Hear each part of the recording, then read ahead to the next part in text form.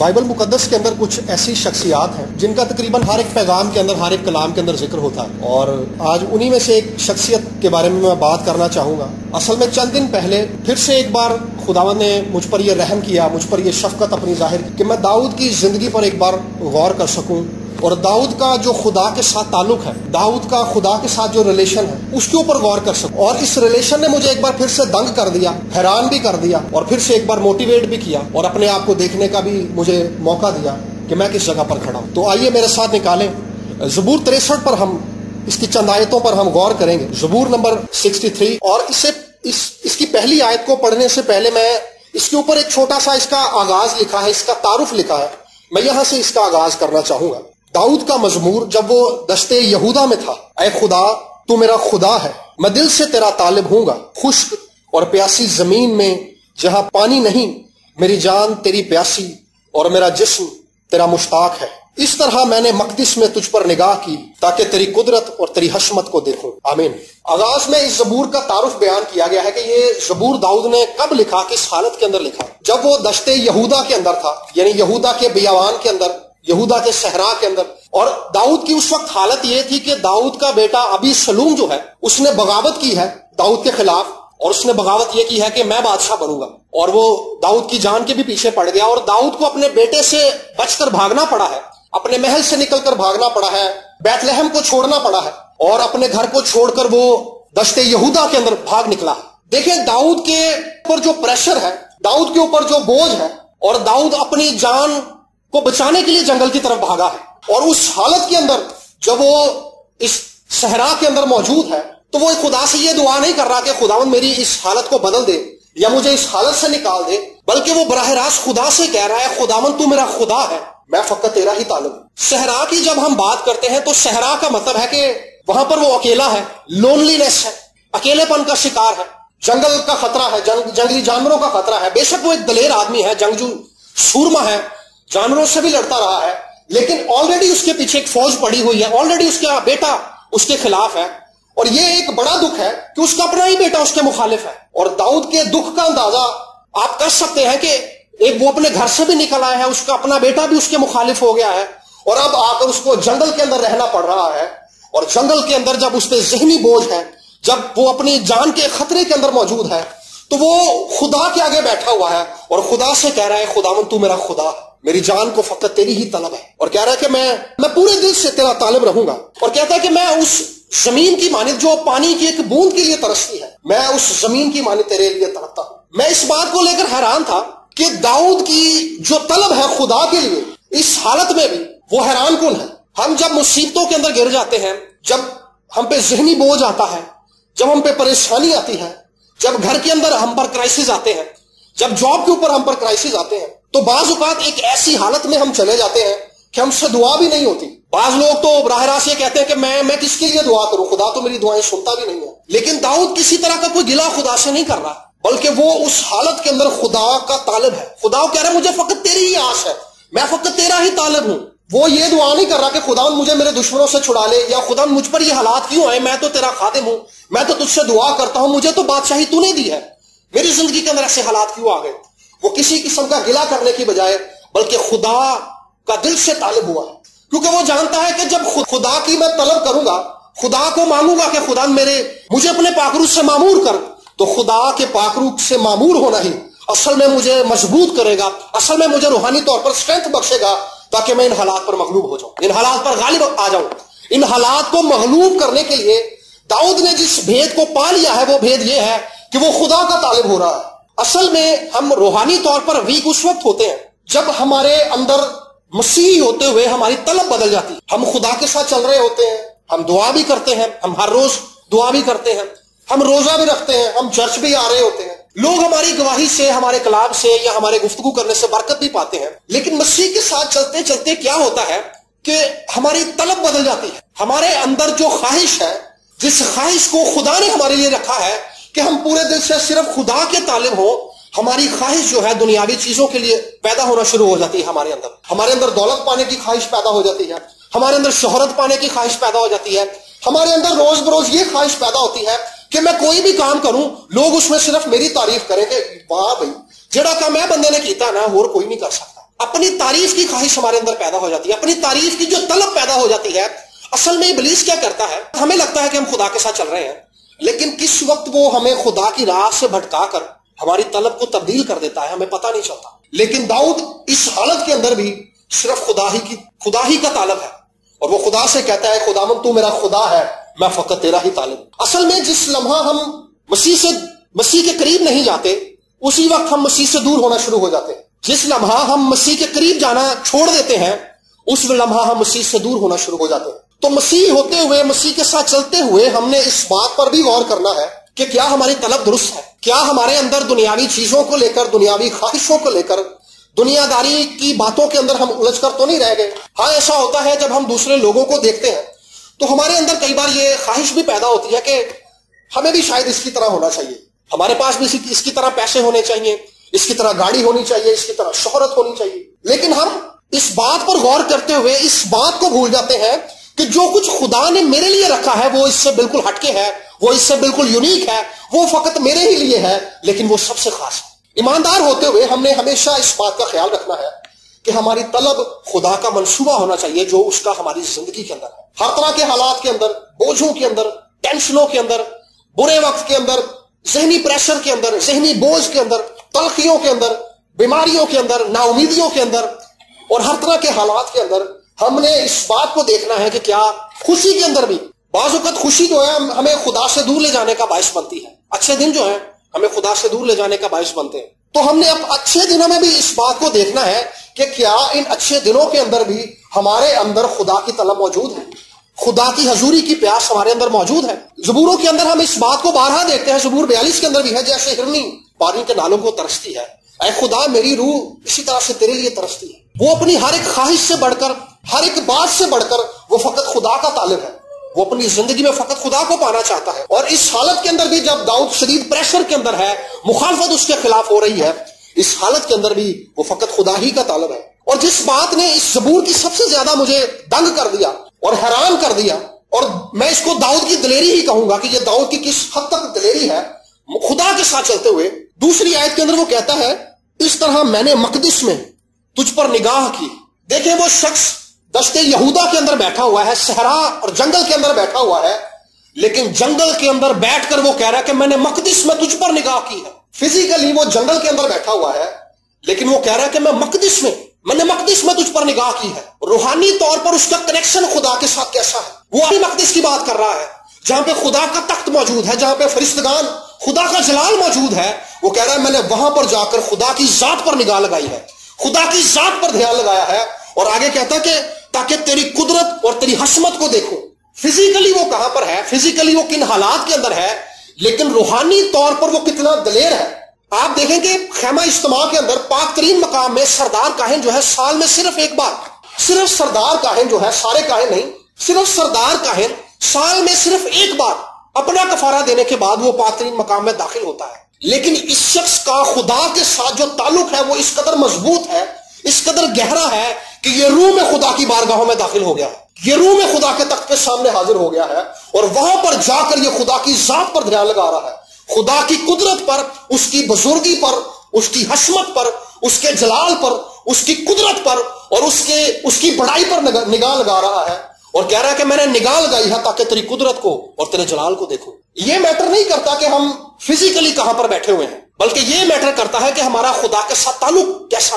دیکھیں یہ صحرا کے اندر بیٹھا ہے، حالات اس کے بالکل مخالف ہیں داؤد کے، لیکن اس کا خدا کے ساتھ جو تعلق ہے، خدا کے ساتھ جو اس کا کنیکشن ہے، وہ جنگل میں بیٹھ کے بھی وہ خدا کے تخت کے سامنے ایمان سے حاضر ہو گیا. ایماندار ہوتے ہوئے ہمارے آگے جو ایک سوال آتا ہے کہ جس جگہ پہ میں ہوں یہ پاک نہیں ہے، میرے جو حالات ہیں مجھے اجازت نہیں دے رہے کہ میں خدا کے سامنے حاضر ہو سکوں. لیکن عبرانیوں کے خط کے اندر لکھا ہے کہ یسوع کا خون ہمیں پاک کرتا ہے، اور یسوع کے خون بہانے کے وسیلہ سے، یسوع کے خون کے چھینٹوں کو اپنے دل کے اوپر لینے کے بعد ہمیں یہ دلیری ملتی ہے کہ ہم باپ کے تخت کے سامنے جا کر حاضر ہو جائیں. اصل میں خدا جس پاکیزگی کا تقاضا کرتا ہے، یسوع کا خون ہمیں وہی پاکیزگی دیتا ہے. پاکیزگی کے جس معیار کا تقاضا خدا کرتا ہے، جب کوئی ایماندار یسوع کے خون کو اپنے اوپر لیتا ہے اور خدا سے کہتا ہے کہ خداوند مجھے یسوع کے خون سے دھو کر پاک کر دے، تو وہ بندہ اس لائق ہو جاتا ہے کہ وہ خدا کے تخت کے سامنے جا کر کھڑا ہو جائے روح میں، روحانی طور پر. کیونکہ یہ پاکیزگی جو خدا کا معیار ہے، جو پاکیزگی خدا کو چاہیے، جس کے بعد خدا ہر ایک بندے کو یہ اجازت دے دیتا ہے کہ وہ اس کی حضوری کے اندر آ جائے. وہ پاکیزگی ہمیں یسوع کے خون سے ملتی. سو ایماندار ہوتے ہوئے ہمارے اندر آج سے یہ دلیری ہونی چاہیے کہ یسوع کے خون کے وسیلہ سے ہم جب دعا کریں گے تو ہماری دعا کا آغاز جو ہوگا وہ باپ کے تخت کے سامنے سے ہوگا. خیمہ اجتماع میں جب داخل ہوتے تھے تو اس کے پورشنز تھے. پہلے وہ برآمدے کے اندر جاتے تھے, برآمدے کے بعد پھر آتا تھا پاک مقام, پاک مقام کے بعد آتا تھا پاک ترین مقام. لیکن نئے عہد نامے کے اندر جب ہم یسوع کے خون کو اپنے اوپر لے لیتے ہیں تو ہماری دعا کا آغاز جو ہے وہ براہ راست پاک ترین مقام سے شروع ہوتا ہے. کیونکہ یسوع کے خون بہانے کے وسیلہ سے ہیکل کا جو پردہ تھا وہ اسی لیے پھٹ گیا تھا کیونکہ خدا نے اس بات کا اعلان کر دیا تھا کہ میری خاص حضوری کا جو تجربہ ہے وہ تمام انسانوں کے لیے کھول دیا گیا ہے. زمین پر رہنے والا ہر ایک شخص جو ہے میری حضوری کو, میرے جلال کو دیکھ سکتا ہے, میرے جلال کا تجربہ کر سکتا ہے. اور اسی لیے داؤد جو ہے اس جنگل میں بیٹھ کر بھی کہتا ہے کہ میری جان اس زمین کی مانند تیری مشتاق ہے جو پانی کی ایک بوند کے لیے ترستی ہے. اور کہتا ہے میرا جسم تیرا مشتاق ہے. ایماندار ہوتے ہوئے ہم نے روز بروز اپنے اندر اس خواہش کو بیدار کرنا ہے, اس خواہش کو لے کر خدا کے آگے جانا ہے کہ خداوند آج کا دن مجھے فقط تیری ہی ضرورت ہے. مجھے اپنے پاک روح سے معمور کر دے, مجھے اپنے جلال سے بھر دے, مجھے اپنے پاک روح کے وسیلہ سے یہ توفیق بخش دے تاکہ تیرے جلال کو اور تیری حشمت کو اور تیری قدرت پر نگاہ لگا سکوں. اس کی جو اگلی آیت ہے, تیسری آیت, لکھا ہے کہ کیونکہ تیری شفقت زندگی سے بہتر ہے. پہلے وہ کہہ رہا ہے کہ میں نے تیرے مقدس میں داخل ہو کر تیری قدرت اور تیری حشمت کو دیکھا ہے. جب اس نے خدا کی ذات پر نگاہ لگانا شروع کی ہے, خدا کو دیکھنا شروع کیا ہے, تو خدا کس قدر بڑا ہے, اس کی حکمت کس قدر بلند ہے, اس نے کس طرح سے اس کائنات کو تخلیق کیا ہے, اس نے کس طرح سے اپنی کمال حکمت سے ستاروں کو آسمان پر قائم کر دیا ہے, اس نے کس حکمت سے داؤد کو ایک بھیڑ سالے سے اٹھا کر بنی اسرائیل کا بادشاہ بنا دیا. جب اس نے خدا کی ذات پر اور اس کی قدرت پر دھیان لگانا شروع کر دیا تو اسے اس بات کا پتہ چلا کہ لمبی زندگی سے یہی بہتر ہے کہ چھوٹی زندگی کے اندر کسی شخص کو اپنی زندگی میں خدا کی شفقت نصیب ہو. کسی کے پاس پیسہ ہو یا نہ ہو, کسی کے پاس کپڑے ہو یا نہ ہو, کسی کے پاس دولت ہو یا نہ ہو, لیکن خدا کی شفقت اس کے پاس ہونی چاہیے. خدا کی شفقت اس کی زندگی کے اندر کام کرنی چاہیے, کیونکہ جس شخص پر خدا کی شفقت ہے خدا کی خاص فیور اس شخص کو ملتی ہے. خدا اصل میں جب اس نے خدا کی بڑائی کو دیکھ لیا ہے کہ خدا کس قدر عظیم ہے, خدا کس قدر محیب ہے, خدا کس قدر جلال کا مالک ہے, فرشتے کس قدر اس کے آگے جمع رہتے ہیں, اس کی پرستش کرتے رہتے ہیں, اس کی ذات پر دھیان لگانے کے بعد اسے احساس ہوا کہ خدا تو اس قدر عظیم ہے کہ اس کی قدرت کے آگے تو کوئی ٹھہر نہیں سکتا. تو اس نے کہا خداوند میں فقط تیری شفقت ہی کا طالب ہوں. اور یہ وہ نمونہ ہے جو داؤد نے ایمانداروں کو دیا کہ اپنے دکھ کے دنوں کے اندر, اپنے بوجھوں کے اندر, اپنے پریشرز کے اندر, اپنی پریشانیوں کے اندر فقط خدا کی شفقت کے طالب ہوں اور خدا کی ذات پر نگاہ لگانا شروع کروں. ایک زبور کے اندر لکھا ہے کہ میں خداوند کو اپنے سامنے دیکھتا ہوں اس لیے مجھے جنبش نہیں. یعنی وہ ہر حالت کے اندر ایمان سے خدا کو اپنے سامنے دیکھتا ہے کہ خدا میرے ساتھ ہے. ہم نے ہر روز جو ہے, اصل میں ہر روز ہمارا سامنا جو ہے حالات, برے حالات سے ہوتا ہے, تلخیوں سے ہوتا ہے, ایسے لوگوں سے ہوتا ہے جو ہمارے لیے اذیت کا باعث ہوتے ہیں, جو ہمارے لیے دکھ کا باعث ہوتے ہیں. ان لوگوں کے ساتھ رہتے ہوئے ہم نے خدا کی ذات پر نگاہ لگانی ہے کہ خدا ان حالات کے اندر, اس ملک کے اندر رہتے ہوئے بھی خدا ہمیں سرفراز کرے گا, کیونکہ خدا میرے ساتھ ہے اس لیے مجھے جنبش نہیں. اس کا بیٹا اس کے مخالف ہو گیا ہے, اس کی فوج اس کے مخالف ہو گئی ہے, لیکن اس حالت کے اندر وہ خدا کا مشتاق ہے اور خدا سے کہتا ہے کہ خداوند مجھے فقط تیری ہی آس. اصل میں ہوتا کیا ہے, جب ہم خدا کی ذات پر دھیان لگانا شروع کرتے ہیں تو خدا ہم پر اپنا آپ ظاہر کرتا ہے, جیسے داؤد پر اس نے اپنا آپ ظاہر کیا. تو جیسے داؤد پر اس نے اپنا آپ ظاہر کر دیا, جب خدا ہم پر اپنا آپ ظاہر کرتا ہے تو خدا کی حضوری ہمیں ڈھانپ لیتی ہے. اگر آگے چلیں 7 آیت کے اندر, 7 آیت میں لکھا ہے اسی لیے کہ تو میرا مددگار رہا ہے, میں تیرے پروں کے سائے میں خوشی مناؤں گا. وہ جانتا ہے کہ خدا اس کا مددگار ہے. ان حالات کے اندر جس میں سے وہ گزر رہا ہے خدا اس کے ساتھ ہے, خداوند اس کی مدد کرے گا. وہ کہتا ہے کہ میں تیرے پروں کے سائے میں خوشی مناؤں گا. مطلب یہ ہے کہ خدا کی حضوری نے اسے گھیر لیا ہے, خدا کے پروں کے سائے تلے وہ آ گیا ہے. خدا کی جو حفاظت کی سیل ہے وہ اس کے ارد گرد بنا لی گئی. یہ اس وقت ہوتا ہے جب ہم خدا کی ذات پر دھیان لگانا شروع کر دیتے ہیں, خدا کو مسلسل دیکھتے رہتے ہیں, خدا کی ذات پر دھیان لگاتے ہیں, اور جیسے جیسے خدا ہم پر اپنا ظاہر کرتا جاتا ہے ہمیں اپنے مسائل چھوٹے نظر آتے ہیں اور خدا بڑا دکھائی دینا شروع. اور جیسے ہی ہماری نگاہیں ہمارے حالات سے ہٹ کر خدا کی ذات پر رہتی ہیں, یسوع کے پر رہتی ہیں, خدا کے کلام پر رہتی ہیں, یسوع کے وعدوں پر رہتی ہیں, تو پھر حالات کس قدر بڑے ہیں یا کس قدر پریشان کن ہے ہمیں اس بات کا اندازہ نہیں رہتا. وہ پیچھے ہو جاتے ہیں اور خدا کی بزرگی، خدا کا جلال اور خدا کی عظمت ہمارے سامنے رہتی ہے کہ خدا جو شان والا ہے، خدا جو قدرت والا ہے، خدا جو عظمت والا ہے، جس نے آسمان اور زمین کو پیدا کیا ہے، وہ اپنے کامل زور اور اپنے اختیار سے ہمیں چھڑا لے گا. یہ بات ہمارا زور اس وقت بنتی ہے جب ہم خدا کی ذات پر نگاہ لگاتے ہیں. اور داؤد نے اس موقع کے اوپر جب اس کو شدید پریشر کا سامنا ہے، شدید دکھ کا سامنا ہے، اس نے اپنے آپ کو روحانی طور پر پروٹیکٹ کیا. اس نے اپنے آپ کو روحانی طور پر خدا کے ہاتھ میں دے دیا ہے کہ خداوند تو میرا مددگار رہا ہے. اور وہ آگے 9 آیت کے اندر رہتا ہے کہ وہ جو میری جان کے مخالف ہے وہ زمین کے اسفل میں چلے جائیں گے. اس کو پتا ہے کہ جب خدا نے اپنی حضوری سے مجھے گھیر لیا ہے، خدا نے جب اپنی حضوری کی باڑ میرے گرد لگا دی ہے، تو کسی کی کیا مجال ہے کہ مجھے ہاتھ بھی لگا لے. اسے تسلی مل گئی ہے. اصل میں ایماندار ہوتے ہوئے ہم نے ہر روز خدا کو جاننا سیکھنا ہے. اگر ہمیں نہیں آتا تو ہم نے خدا کے حضور میں بیٹھنا ہے اور خدا سے کہنا ہے کہ خدا مجھے فقط تیری آس ہے، میں فقط تیرا ہی طالب ہوں، مجھ پر اپنے آپ کو ظاہر کر، اپنی قدرت کو، اپنی حشمت کو، اپنے جلال کو. تو کس قدر بزرگ ہے، تو کس قدر شان والا ہے، تو کس قدر عظیم ہے، تو مجھ پر اس بات کو ظاہر کر دے. اور یہ وہ دعا ہے جو کسی بھی ایماندار کی ہر روز ہونی چاہیے. سادھو سندر سنگھ کی ایک بات نے مجھے بڑا حیران کر دیا. وہ کہتا ہے کہ ایک دن بہت سردی تھی اور بہت بارش بھی ہو رہی تھی، اور وہ جس چادر کو لپیٹ کر پھرتا رہتا تھا وہ چادر کے اندر ہی تھا. تو کہہ رہا بارش ہو رہی تھی اور میں نے ایک پتھر پر بیٹھا اور میں دعا کرنے لگ گیا. تو میرے سامنے سے ایک شخص آیا جو اس کی حالت دیکھ کر سادھو بتاتا ہے کہ مجھے ایسا لگا کہ یہ مجھ سے کچھ پیسے مانگے گا یا مدد کے لیے مجھ سے کہے گا. تو کہہ رہا کہ جیسے ہی وہ میرے قریب آیا تو میں نے اس سے کہا کہ بھائی صاحب میں خود ایک فقیر آدمی ہوں، میں خود ایک سادھو بندہ ہوں، میرے پاس تو گھر بھی نہیں ہے، تو میں اس جنگل میں اسی لیے بیٹھا ہوا ہوں تاکہ خدا کی عبادت کروں. تو آپ سامنے وہ گاؤں ہے، آپ وہاں پر چلے جائیں تو وہ لوگ آپ کی شاید کچھ مدد کر سکیں گے. اصل میں سادھو وہاں پر دعا کرنے کے لیے بیٹھا ہے. خود گاؤں سے اسی لیے نکل کر آیا تھا تاکہ وہ پوشیدگی میں خدا کی ذات پر دھیان لگا سکے. لیکن کہتا ہے کہ چند قدم جیسے ہی وہ شخص آگے بڑھا ہے، ایک بجلی چمکی اور وہ شخص غائب ہو گیا. وہ کہتا ہے جیسے ہی وہ شخص غائب ہو گیا تو مجھے اس بات کا اندازہ ہوا کہ یہ شخص تو یسوع مسیح تھا. تو کہہ رہا میرے دل کے اندر یہ ملال پیدا ہو گیا کہ کہیں یسوع مجھ سے یہ نہ کہے کہ میں ننگا تھا، تم نے مجھے کپڑا نہ پہنایا، میں پیاسا تھا، تم نے مجھے پانی نہ پلایا. اس کی اس بات کو دیکھ کر میں یہ سوچ رہا تھا کہ وہ شدید سردی کے اندر بھی جب اس کے پاس کھانے کو بھی کچھ نہیں ہے، اس حالت کے اندر بھی وہ خدا سے گلا کرنے کی بجائے وہ خدا کی ذات کا طالب ہو رہا ہے. وہ پتھر کے اوپر دعا کرنے کے لیے بیٹھا ہوا سادھو سندر سنگھ. تو ایک ایماندار کو بھی ایسا ہی ہونا چاہیے. ہاں حالات خواہ کیسے بھی ہوں، مسائل خواہ کتنے بھی بڑے ہو جائیں، لیکن ہمیں اپنی زندگی میں فقط خدا کی طلب رکھنی ہے. ہماری زندگی کے اندر جو سب سے پہلی خواہش ہونی چاہیے وہ فقط خدا کے لیے ہونی چاہیے کہ خداوند مجھے اپنے پاک روح سے معمور کر. جیسے داؤد نے کہا کہ میں پورے دل سے تیرا طالب ہوں گا، اس حالت کے اندر بھی وہ خدا کا طالب ہے. کیا ہم اپنے دکھوں کے اندر بھی خدا کے طالب ہیں؟ سوال یہ ہے. اور جب داؤد ان ساری باتوں کے کہہ چکا ہے تو 11 آیت کے اندر کہتا ہے لیکن بادشاہ خدا میں شادمان ہوگا. اپنی بات کر رہا ہے وہ کہ بادشاہ جو ہے، داؤد بادشاہ جو ہے وہ خدا میں شادمان ہوگا.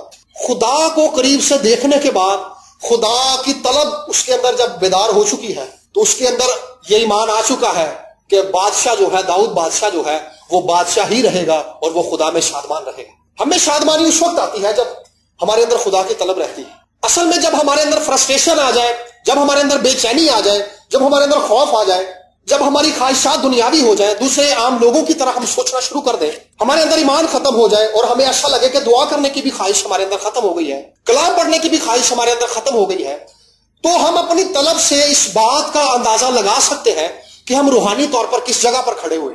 ہمارے اندر اٹھنے والی خواہش جو ہے اس سے ہم اپنے روحانی کیلیبر کا اندازہ لگا سکتے ہیں کہ ہم روحانی طور پر کس جگہ پر کھڑے ہوئے. ہم جسمانی طور پر کس جگہ پر ہے یہ میٹر نہیں کرتا، لیکن روحانی طور پر ہم کہاں کھڑے ہیں یہ ضرور میٹر کرتا ہے. تو ہم اپنے اندر اٹھنے والی خواہشوں سے اپنے آپ کو دیکھ سکتے ہیں کہ ہمارے اندر کس بات کی خواہش ہے. کیا دنیا داری کی خواہش ہے؟ کیا شہرت کی خواہش ہے؟ کیا تعریف کی خواہش ہے؟ یا اس بات کی خواہش ہے کہ ہر بندہ فقط میری تعریف کرے، ہر بندہ میرے آگے پیچھے چلے، یا میرے زندگی کے اندر اچھے دن آ جائیں اور پھر سب اچھا ہو جائے گا، یا میں دنیا کا سب سے طاقتور آدمی بن جاؤں. خواہش جو ہے، کلام میں لکھا کہ خواہش حاملہ ہو کر گناہ کو جنم دیتی. اور زبور 27 کو اگر پڑھیں تو وہ داؤد نے اپنے جوانی کے دنوں کے اندر زبور لکھا تھا. تو اس کے اندر داؤد کہتا ہے کہ میں نے خداوند سے فقط ایک درخواست کی ہے اور میں اسی کا طالب رہوں گا کہ میں خداوند کے گھر میں رہوں اور خداوند کے جمال کو دیکھوں اور اس کے حضور استفسار کیا کروں. وہاں پہ وہ خواہش کر رہا ہے کہ میں نے یہ درخواست کی ہے. اور اس زبور کے اندر، زبور 63 کی 2 آیت کے اندر کہتا ہے کہ میں نے مقدس میں خداوند پر نگاہ کی ہے. وہاں پر اس کے اندر یہ خواہش ہے کہ میں خدا کی ذات کو دیکھوں. یہاں پر کہتا ہے کہ میں نے خدا کو دیکھ لیا، میں نے خدا کی ذات پر نگاہ لگا لی ہے.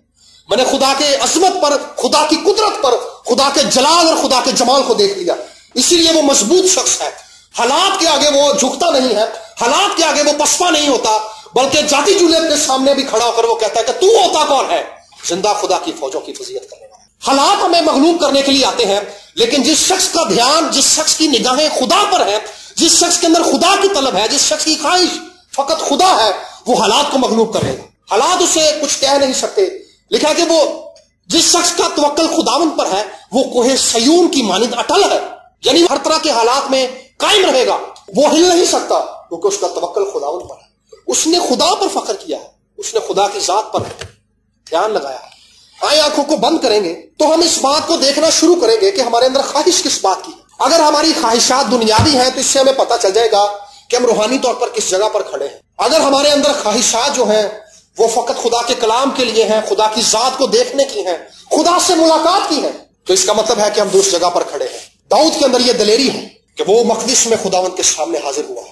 آئیے ہم بھی جب دعائیں کرتے ہیں، ہم بھی جب درخواستیں کرتے ہیں تو ہمارے اندر یہ دلیری ہونی چاہیے کہ ہم بھی باپ کے سامنے حاضر ہوئے ہیں۔ داؤد نے اس زبور کا آغاز جو ہے وہ اس بات سے کیا ہے، میرے خدا، وہ خدا کو ایک معبود کے طور پر جانتا ہے، لیکن مسیح میں ہم خدا کو ایک باپ کے طور پر جانتے ہیں، اور جب وہ ہمارا باپ ہے تو ہمارے ساتھ ملاقات کی ہمارے اندر دلیری ہونی چاہیے۔ آئیے آج سے اپنے آپ کو اس بات کے لیے تیار کریں کہ ہم خدا کے مقدس میں، اس کے تھرون روم میں جہاں پر وہ تخت نشین ہے، اس کے سامنے حاضر ہو کر اس سے ملاقات کریں گے اور اس کی ذات پر اور اس کے جلال پر اور اس کی قدرت اور اس کی حشمت پر دھیان لگائیں گے۔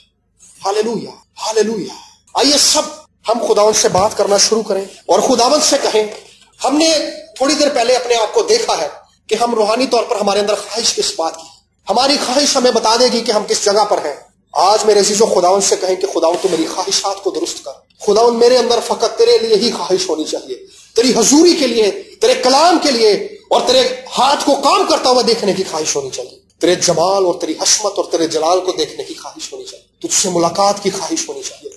خداوند میں اپنے آپ کے لیے بھی اور اپنے ان عزیزوں کے لیے بھی جو یہاں تیرے حضور بیٹھے ہوئے ہیں خداوند، اور جو میری آواز کو خداوند کسی بھی جگہ سن رہے ہیں خداوند، میں تیری منت کرتا ہوں خداوند ان کے اندر تجھ سے ملاقات کی طلب بڑھ جائے خداوند، ان کے اندر یہ خواہش بیدار ہو جائے، یہ تجھ سے ملاقات کی تیاری کرے خداوند خدا، اور تو مسیح میں ان سے ملاقات کر خداوند۔ تو ہمارا باپ ہے، تو ہمارا خدا ہے، تو ہمارا محکم قلعہ ہے۔